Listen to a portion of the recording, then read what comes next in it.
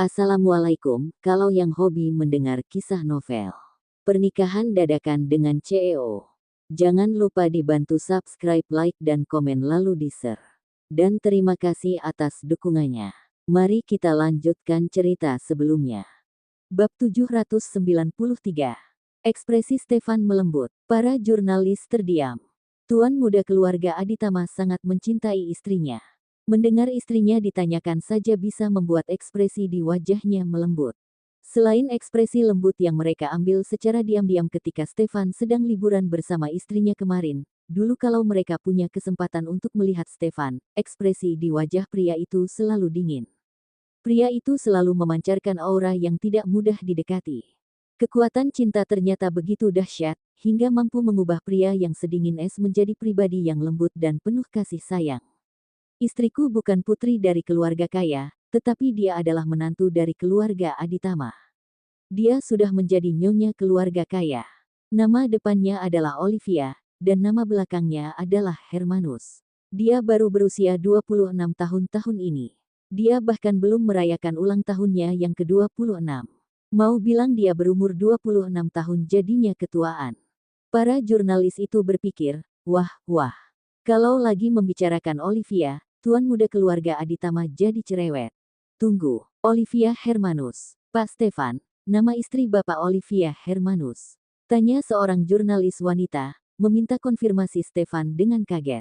Stefan menatap wanita itu, ekspresi di wajahnya seketika berubah dingin. Dia berkata dengan nada tajam, memangnya apa yang salah dengan nama istriku, Olivia Hermanus? Kalimat itu sangat normal, tapi terdengar sangat tajam ketika keluar dari mulut Stefan, membuat nyali jurnalis wanita itu menciut. Namun, sebagai seorang jurnalis, mereka sering bertemu dengan berbagai jenis orang. Mereka juga tahu meskipun Stefan selalu bersikap dingin, pria itu sebenarnya berpendidikan dan tidak akan memarahi atau mengusir orang tanpa sebab. Meskipun takut, jurnalis wanita itu kemudian melanjutkan, "Nggak ada yang salah dengan nama istri Bapak. Aku hanya merasa nama itu sangat familiar, aku ingat. Olivia Hermanus itu cucu perempuan yang gak berbakti yang sempat masuk trending topik di Oktober tahun lalu, kan?" Mata jurnalis wanita itu berbinar ketika mengingat siapa Olivia, seolah banyak berita dan cerita yang bisa digali dari wanita yang bernama Olivia ini. Istriku bukan cucu yang gak berbakti. Keluarganya yang mengambil keuntungan untuk diri sendiri dan mengusir istriku dan kakaknya. Mereka sangat keterlaluan. Waktu itu, istriku baru berusia 10 tahun. Kakaknya juga baru 15 tahun, belum dewasa. Mereka sekeluarga besar mengambil uang kompensasi yang didapatkan dari kematian orang tua istriku, tapi masih mengusir istriku dan kakaknya dari rumah. Mereka menempati rumah peninggalan orang tua istriku. Mereka nggak berperasaan. Kalau itu terjadi pada kalian, apa kalian mau memaafkan mereka? Jurnalis wanita itu cepat-cepat berkata, "Pak Stefan, aku nggak bermaksud apa-apa. Sebenarnya, aku mendukung istri Bapak, kok. Aku juga nggak peduli apa yang dikatakan orang-orang di internet. Mereka nggak pernah mengalami apa yang dialami istri Bapak, nggak bisa memahami rasa sakit dan rasa benci seperti itu, makanya mereka hanya bisa mengkritik." Para jurnalis itu hanya tidak menyangka kalau menantu dari keluarga Aditama ternyata adalah yatim piatu. "Pak Stefan," seorang jurnalis laki-laki lain bertanya kepada Stefan, istri Bapak adalah keponakannya Yuna Sanjaya. Setelah Yuna menemukan kedua keponakannya itu, keluarga Sanjaya bahkan mengadakan pesta yang meriah dan mengundang orang-orang kalangan kelas atas di Mambera untuk datang. Setelah itu, Bu Yuna juga memperkenalkan kedua keponakannya itu kepada semua orang. "Aku ingat, istri Bapak nggak muncul malam itu. Pak Stefan juga nggak ada di sana. Apa Pak Stefan nggak bersedia untuk datang ke pesta itu karena hubungan antara Bapak dan Pak Aksa yang nggak baik?" Yuna tidak menolak kedatangan para jurnalis hiburan di pesta malam itu. "Bu Yuna Sanjaya adalah tantenya istriku, tante iparku. Aku sangat menghormatinya, jadi aku nggak mungkin nggak bersedia hadir ke pesta itu karena hubungan buruk dengannya. Sebelum Bu Yuna tahu kalau istriku adalah keponakannya, aku sudah pergi untuk perjalanan bisnis. Aku bahkan flu berat. Istriku nggak bisa tenang ketika mendengar aku sakit, jadi dia langsung pergi menyusul dan merawatku di sana. Itulah alasannya mengapa kami nggak datang ke pesta itu." Semua orang membayangkan bagaimana Olivia pergi menyusul untuk merawat Stefan yang sedang sakit. Pak Stefan beruntung sekali. Jurnalis pria itu menghela napas, pantas saja Pak Stefan memanjakan istrinya sampai seperti itu. Sikapnya yang memanjakan istri itu bahkan sudah diketahui semua orang di seluruh Mambera. Dia sendiri juga akan sangat memanjakan istri kalau punya istri yang rela melakukan apapun untuknya. Bab 794. Aku juga merasa aku sangat beruntung. Ekspresi dingin di wajah Stefan kembali melunak, dan ekspresi lembutnya kembali muncul. Senyum bahagia tersungging di sudut mulutnya, ketika dia sedang flu yang parah dan Olivia menyusulnya untuk merawatnya. Meskipun Olivia memaksanya untuk minum 1 gelas besar obat tradisional setiap harinya, sampai dia mau muntah minumnya, dia tidak bisa menyangkal bahwa dia bisa merasakan cinta Olivia terhadapnya. Dia merasakan manisnya kebahagiaan. Pak Stefan, kudengar Bapak dan istri Bapak menikah saat baru saling kenal. Apa itu benar? Stefan dengan jujur mengakui hal itu. Memang benar. Aku bahkan belum pernah bertemu dengannya sebelum menikah dengannya. Tapi, aku tahu bahwa ada seorang yang bernama Olivia, karena dia adalah orang yang menyelamatkan nenekku. Apa Pak Stefan menikahinya karena nenek Bapak? Iya, aku bisa menikah dengan Olivia tanpa mengenalnya dengan lebih dalam karena nenekku. Tapi, aku sangat berterima kasih pada nenekku sekarang. Kalau bukan karena kegigihannya, aku mungkin gak akan bertemu dengan Olive. Pak Stefan benar-benar mengejutkan kami. Bisa-bisanya pria seperti Stefan Aditama menikah dengan wanita yang baru ditemuinya. Mereka benar-benar tidak pernah membayangkannya. Pantas saja pria ini tidak pernah mengumumkan pernikahannya ke publik, meskipun sudah menikah selama beberapa bulan. Pria ini juga tidak ingin orang-orang mengganggu Olivia. Pria ini setuju untuk diwawancarai hari ini. Apa dia sudah memutuskan untuk mengumumkannya ke publik? Para jurnalis tiba-tiba menjadi bersemangat. Mereka merasa sangat terhormat apabila bisa mengumumkan pernikahan Stefan Aditama kepada publik. Waktu baru menikah, apa Bapak pernah menyangka bahwa Bapak akan menjadi orang yang sangat mencintai dan memanjakan istri? Stefan tersenyum dan berkata, aku tentu nggak pernah menyangka hal itu. Memangnya siapa yang bisa memprediksi apa yang akan terjadi di hari esok? Yang jelas, aku nggak memiliki kemampuan itu. Aku nggak tahu kalian punya kemampuan itu atau enggak. Kalau ada, bantulah aku dan istriku untuk memprediksi, anak pertama kami nanti laki-laki atau perempuan. Mendengar itu, beberapa jurnalis bertanya dengan heran, apa Bu Olivia hamil?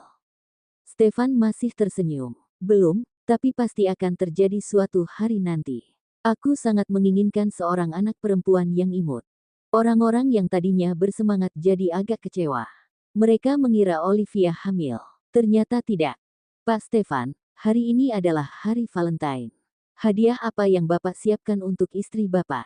Aku nggak menyiapkan apa-apa, hanya buket bunga, 30 set perhiasan, villa dan mobil baru untuknya, kemudian juga mau makan malam bersamanya malam ini.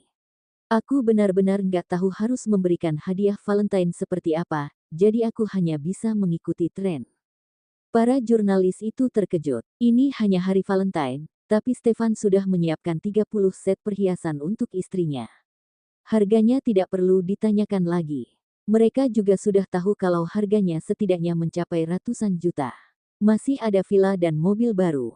Pak Stefan, ini bukan tren orang-orang nggak mampu memberikan hadiah-hadiah yang disebut tren oleh Pak Stefan ini. Seorang jurnalis wanita berkata dengan iri, aku juga punya pacar, tapi pacarku paling-paling hanya akan memberikan sebuket bunga untukku. Dia nggak semurah hati Bapak. Bu Olivia benar-benar membuat orang iri. Olivia menikah dengan pria yang tidak dikenal, tapi malah menikah dengan tuan muda keluarga Aditama. Nasibnya bagus sekali. Nasibnya memang sudah bagus dari sananya. Mana mungkin orang-orang tidak iri dan cemburu padanya. Bab 795. Mengapa Bapak memberikan 30 set perhiasan? Apa ada artinya? Stefan berkata, nggak ada arti yang spesial. Aku hanya berpikir, sebulan kan ada 30 hari. Kalau aku memberinya 30 set perhiasan, dia bisa menggunakan set perhiasan yang berbeda setiap harinya. Hanya seperti itu. Semua orang berpikir, dasar tidak manusiawi. Mereka semua iri setengah mati. Bahkan jurnalis pria pun juga merasa iri dan cemburu. Untungnya, mereka bukan berasal dari kalangan yang sama dengan Stefan. Kalau tidak, dengan sosok Stefan yang begitu sempurna ini, mereka akan kesulitan mencari pacar. Stefan terlalu sempurna. Pak Stefan, istri Bapak adalah keponakan Yuna Sanjaya, tetapi Bapak punya masalah dengan Aksa Sanjaya. Apa Bapak akan mempererat hubungan dengan keluarga Sanjaya demi istri Bapak? Selain itu, Amelia Sanjaya pernah mengutarakan perasaannya kepada Bapak dulu, juga pernah mengejar Bapak. Sekarang, dia ternyata adalah sepupunya istri Bapak. Bagaimana kalian menyikapi hal ini?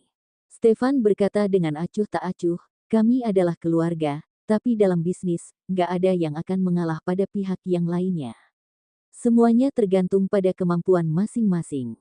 Aku merasa sangat terhormat bisa disukai oleh Amelia, tapi aku hanya mencintai Olivia, dan hanya akan mencintai Olivia seumur hidupku.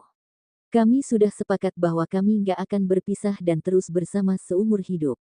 Aku nggak melakukan kesalahan apapun, jadi mana mungkin aku nggak berani bertemu dengan Bu Amelia. Jurnalis itu bertanya lagi, sejauh yang kami tahu, Pak Stefan belum pernah mengunjungi rumah keluarga Sanjaya.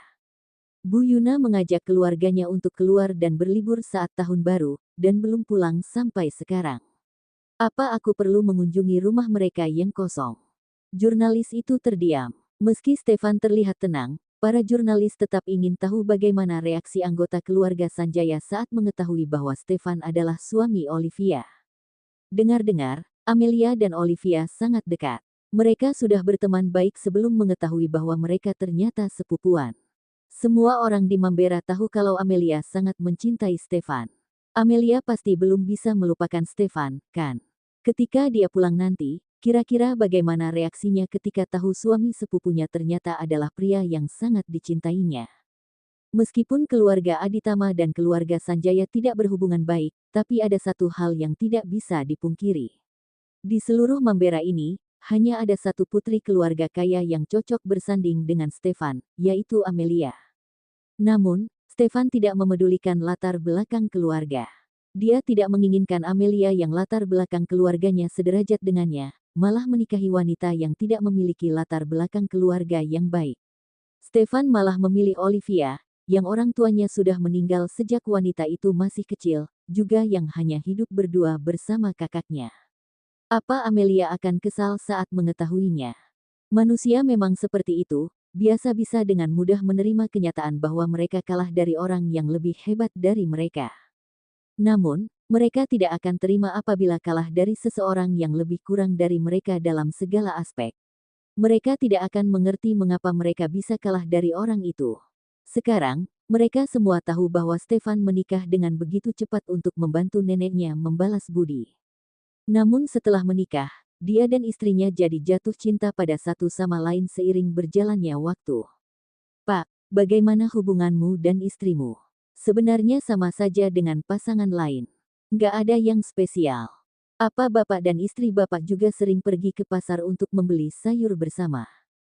Tentu saja pergi. Kami juga manusia, juga perlu makan. Jadi, kami harus membeli sayur untuk masak. Para jurnalis itu berpikir, besok-besok kalau mereka belanja di pasar, mereka mungkin bisa bertemu Stefan yang sedang membeli sayur. Di benak semua orang, Stefan adalah orang yang sombong dan angkuh, juga merupakan tuan muda tertua di keluarga terkaya di Mambera. Dia adalah pemimpin tertinggi di Aditama Group. Jadwalnya sangat padat dan dia bisa menghasilkan banyak uang dalam hitungan menit. Sepertinya, urusan makan saja harus ada orang yang membantunya. Tak disangka, Stefan juga seperti orang awam biasa, juga pergi ke pasar untuk membeli sayur, bukan? Orang yang mengubah Stefan adalah Olivia. Kalau begitu, biasanya siapa yang memasak? Olivia, ya. Siapa yang punya waktu? Kalau aku masak, Olive akan membereskan dan membersihkan rumah. Nggak ada yang statusnya lebih tinggi dalam hubungan kami. Pak Stefan juga bisa masak. Bab 796. Stefan bertanya balik, memangnya aneh, ya. Semua saudaraku bisa memasak. Masakan adikku Roni bahkan lebih enak dari masakan koki di Mambera Hotel. Jurnalis wanita itu berkata lagi dengan iri, istri Bapak benar-benar beruntung. Aku merasa aku yang lebih beruntung. Olive sangat baik padaku, dan masakannya juga sangat enak. Setiap kali dia memasak, dia akan memasak masakan rumahan yang aku suka. Semua orang merasa kalau mereka terus bertanya, mereka semua akan semakin iri. Meskipun Stefan dan istrinya tidak sedang bersama saat ini, hanya dengan mendengarkan perkataan dan ekspresi di wajah Stefan saja sudah bisa melihat kalau kehidupan pernikahan mereka sangat bahagia. Setelah menanyakan lebih banyak detail tentang kehidupan pernikahan Stefan, para jurnalis akhirnya memutuskan untuk mengakhiri wawancara. Ngomong-ngomong, kedepannya jangan ganggu istriku. Kalau kalian punya pertanyaan, kalian bisa tanya padaku. Aku akan meluangkan waktu untuk menerima wawancara dari kalian. Istriku suka ketenangan, suka menjalani kehidupan yang normal. Semua orang cepat-cepat berjanji, tanpa izin Pak Stefan, kami nggak akan mengganggu istri Bapak. Paling-paling, mereka hanya untuk mengambil foto diam-diam. Mereka tidak akan berani mengerumuni Olivia secara terang-terangan. Stefan memanggil pengawalnya untuk mengantar para jurnalis keluar. Setelah para jurnalis pergi, Stefan menelepon temannya. Reiki menjawab telepon dan berkata kepadanya, "Stefan, kamu masih belum selesai liburan. Ini sudah mulai masuk kerja. Bisa-bisanya kamu nggak datang ke kantor. Perusahaan ini milikmu atau milikku." Begitu masuk kerja, Reiki langsung sibuk sekali. Dulu kalau ada Stefan, dia masih bisa santai. Namun, Stefan tidak datang ke kantor hari ini, jadi semua hal harus menunggu keputusannya. Dia tidak bisa menahan diri untuk tidak mengeluh. Ini jelas-jelas perusahaan milik keluarga Aditama, tapi dia yang harus kerja mati-matian. Hari ini adalah hari Valentine. Dia ingin pulang lebih awal malam nanti, mengirimi Junia buket bunga, lalu mengundang Junia untuk makan malam bersama. Dia sudah menelepon toko bunga dan memesan buket bunga. "Reiki, aku sudah menerima wawancara dari jurnalis." "Wawancara apa?" Stefan tidak memberitahunya tentang hal ini. Demi mengejar Junia, dia juga sudah berjanji pada wanita itu bahwa dia akan mencoba sebaik mungkin untuk tidak menggunakan koneksi keluarga Ardaba dan menjadi orang biasa, serta tidak mencari tahu tentang privasi orang lain dan bergosip. Dia tidak menyangka, Stefan ternyata menerima wawancara dari jurnalis. Selvi tidak pernah mengatur jadwal wawancara ini untuk Stefan. Dia rasa, ini adalah inisiatif dan rencana Stefan sendiri, kan? "Wawancara tentang pernikahanku." Reiki membeku sesaat, lalu tersenyum dan berkata, "Apa kamu sudah berencana untuk berkata jujur? Kertas nggak akan bisa menahan api, jadi lebih baik aku mengatakannya sendiri, daripada dibakar oleh api. Hubungan kami juga sudah stabil sekarang. Hari ini adalah hari Valentine, di hari istimewa ini, aku akan mengakui identitasku pada Olive. Dia mungkin nggak akan semarah itu." Yose yang memberi saran ini padanya. Jika tidak berhasil, dia akan mencari Yose untuk meminta pria itu bertanggung jawab. Setelah mengungkapkan identitasnya, dia seharusnya sudah siap mental menghadapi badai amarah dari istri tercintanya. Reiki berkata, "Aku akan segera menyerahkan pekerjaanku kepada Kelvin dan mengirim bunga ke Junia. Dia tidak boleh ketinggalan pertunjukan bagus ini." Bab 797. Stefan tampak kesal. "Reiki, aku ingin kamu memberiku dorongan dan dukungan. Aku nggak yakin saat ini, nggak tahu bagaimana reaksi Olive kalau dia tahu. Aku mendukungmu, sepenuhnya mendukungmu. Aku memberimu dukungan mendal. Apapun yang kamu lakukan, aku akan selalu mendukungmu, Stefan. Aku selalu menjadi pengikutmu yang paling setia. Stefan, semangat. Kalaupun langit runtuh, kamu tinggi. Kamu pasti bisa menahannya sebentar, nggak apa-apa. Paling-paling, tubuhmu akan hancur berkeping-keping." Stefan tidak bisa berkata-kata. "Tapi, kalau kamu terus menyembunyikannya, jika suatu hari istrimu secara nggak sengaja mengetahui kebenarannya, dia pasti akan semakin marah. Dia akan menendangmu dan menceraikanmu. Jadi, lebih baik kamu yang menyongsong badai itu duluan, daripada badai itu menerjang tiba-tiba saat kamu lengah. Kalau istrimu marah dan mengacuhkanmu, kamu masih punya teman. Haha, aku juga nggak perlu melihat kalian bermesraan setiap hari. Mereka jadi bisa mengejar wanita yang mereka cintai bersama-sama." Stefan berkata, "Aku merasa aku nggak seharusnya meneleponmu. Kamu malah senang aku seperti itu, seolah sudah siap menonton pertunjukan bagus." Memang hanya Stefan yang memahamiku. Reiki secara terang-terangan mengakui bahwa dia hanya ingin melihat pertunjukan itu. Stefan, apapun yang terjadi, kamu harus menghadapi reaksi istrimu, karena kamu sudah mengambil jalan ini.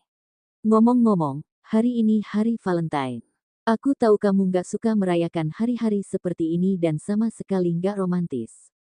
Tapi, aku berniat baik untuk mengingatkanmu, belilah karangan bunga untuk istrimu. Stefan berkata, aku sudah menyiapkan 9.999 lembar uang yang dibentuk menjadi buket bunga, sebentar lagi akan diantar ke tokonya. Aku juga sudah menyiapkan 30 set perhiasan, masing-masing dengan model yang berbeda. Aku juga menyiapkan villa dan mobil baru untuknya. Reiki, apa menurutmu semua hadiah ini cukup? Apa aku perlu menyiapkan yang lainnya lagi? Oh, aku seharusnya membelikannya 30 tas terkenal, supaya dia bisa membawa tas yang berbeda setiap harinya dalam sebulan. Lalu, beli belasan set pakaian, serta produk perawatan kulit, kosmetik. Aduh, kalau kamu nggak mengingatkanku, aku nggak tahu bahwa barang-barang yang aku siapkan ini terlalu sedikit. Reiki berkata, dasar kamu tukang pamer. Pergi sana. Dia langsung menutup teleponnya. Dia hanya memesan satu buket bunga untuk Junia, sementara Stefan telah menyiapkan begitu banyak hadiah. Dia merasa tertekan. Setiap kali memikirkan bahwa Olivia akan mendapatkan buket bunga yang terbuat dari 9.999 lembar uang, banyak perhiasan, sebuah villa, sebuah mobil baru, serta tas merek terkenal, dan lain-lain, sementara Junia hanya akan menerima satu buket bunga darinya, dia rasanya ingin memaki Stefan. Ini hanya hari Valentine, bukan barang-barang untuk mahar. Apa perlu sebanyak itu? Santi masih ada White Day. Apa Stefan masih harus menyiapkan hadiah sebanyak ini untuk White Day? Reiki baru menyadari mengapa dia masih tidak punya pacar sampai sekarang, sedangkan Stefan bisa menjadi seorang suami yang bahagia. Itu karena Stefan punya cukup banyak uang. Stefan tidak marah ketika temannya menutup teleponnya. Dia memang merasa hadiah yang dia siapkan tidak cukup. Lagi pula, hari ini adalah hari di mana dia akan mengakui semuanya pada Olivia. Dia tidak tahu Olive akan bereaksi seperti apa. Oleh karena itu, dia harus menyiapkan lebih banyak hadiah. Siapa tahu kalau mendapat banyak hadiah, amarah istrinya itu jadi tidak terlalu besar. Stefan berdoa dalam hati, tetapi dia tidak diam atau bersantai saja. Dia segera meninggalkan hotel bersama sekelompok pengawal dan pergi menghabiskan uangnya. Olivia, yang tidak tahu apa-apa, baru saja selesai membersihkan toko. Dia terlalu bersantai saat liburan, sehingga ketika kembali sibuk, pinggangnya agak pegal karena kelelahan. Akhirnya selesai dibersihkan. Masih ada beberapa hari sebelum murid-murid mulai sekolah lagi. Junia, apa kamu sudah menanyakan buku pelajaran apa saja yang perlu kita siapkan? Kita harus cepat-cepat minta distributor buku untuk mengantarnya ke sini. Jangan mengantarnya ke sini. Jangan sampai terlambat. Distributor buku juga nggak bisa langsung mengantarkannya setelah kita meminta. Bab 798. Mereka selalu harus menunggu 1 atau 2 hari.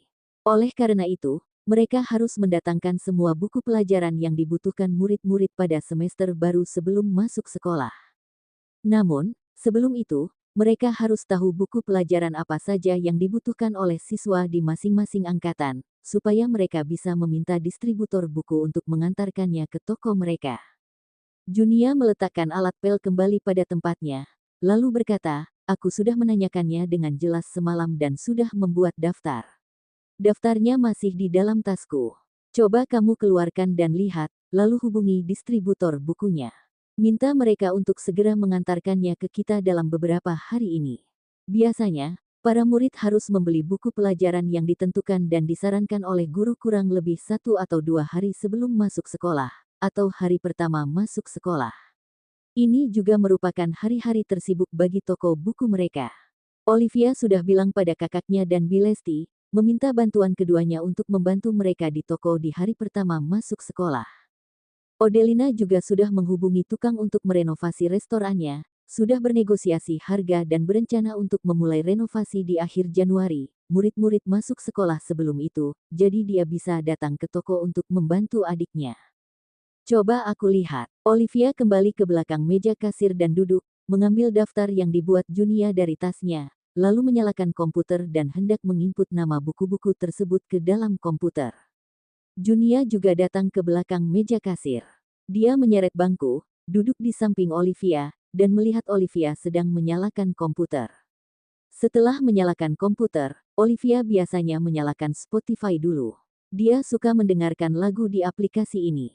Dia lalu memilih lagu I Miss You Too Much. Lagu ini lagi. Kamu suka banget dengar lagu ini?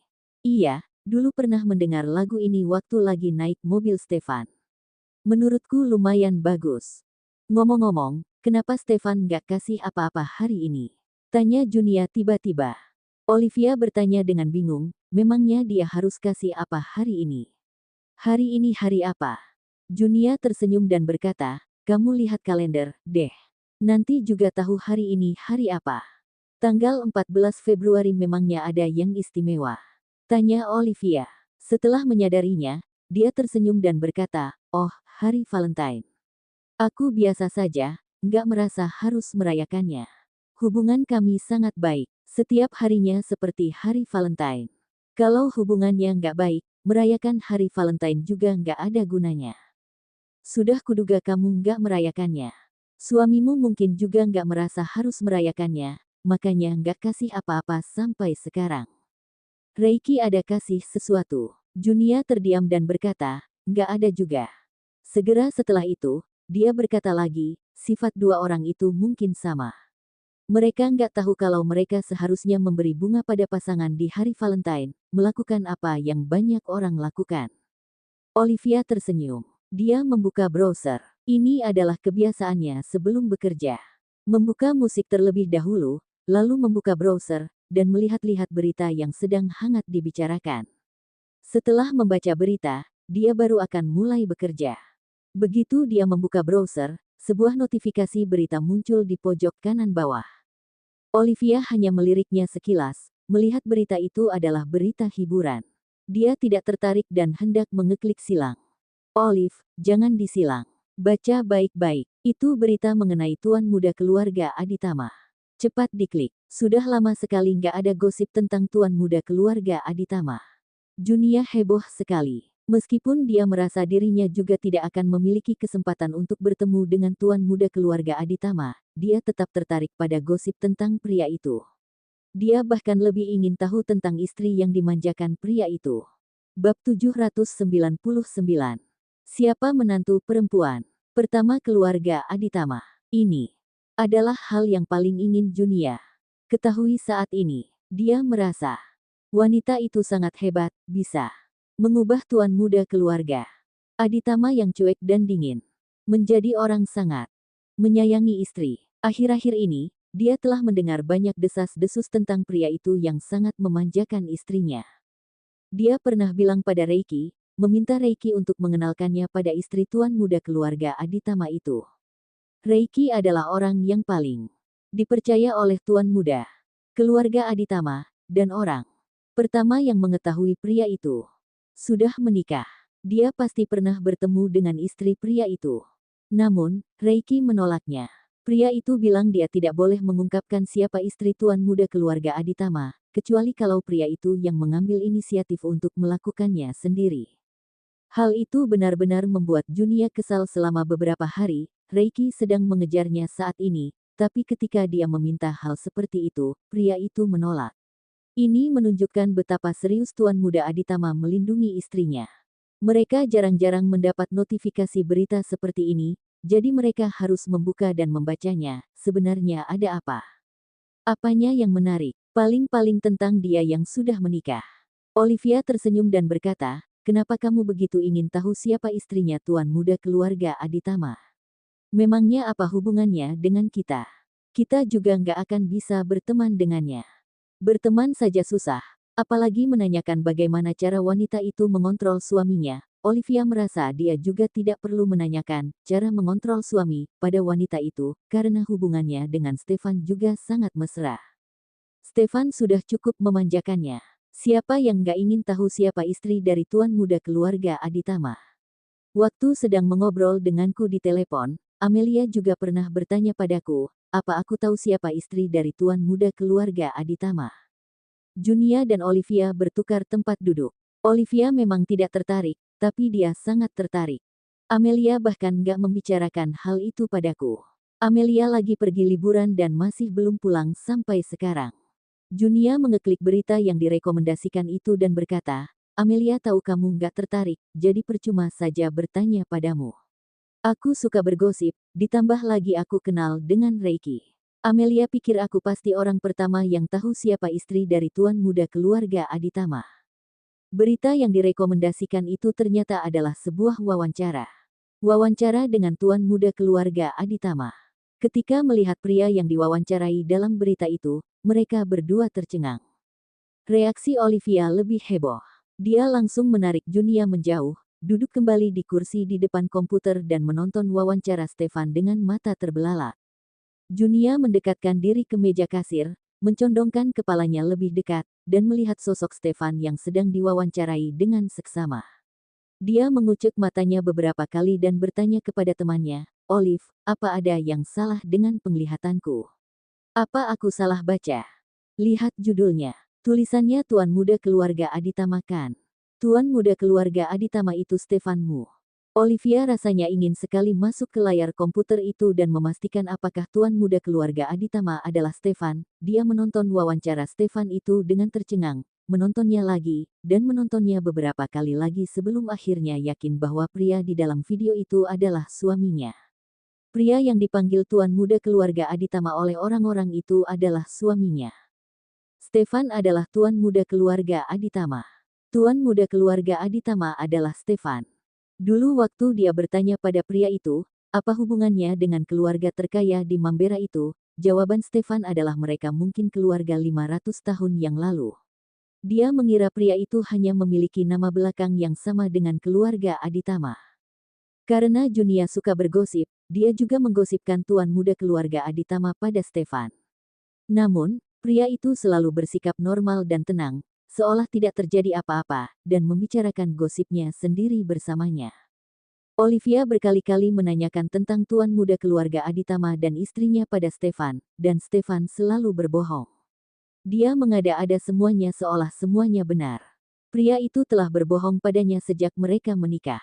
Olivia tiba-tiba teringat mimpi itu. Dalam mimpi itu, dia akan segera menikah dengan Stefan. Amelia menghentikannya dan memberitahunya bahwa Stefan adalah pembohong besar yang membohonginya dari awal sampai akhir. Amelia menyuruhnya untuk jangan menikahi Stefan.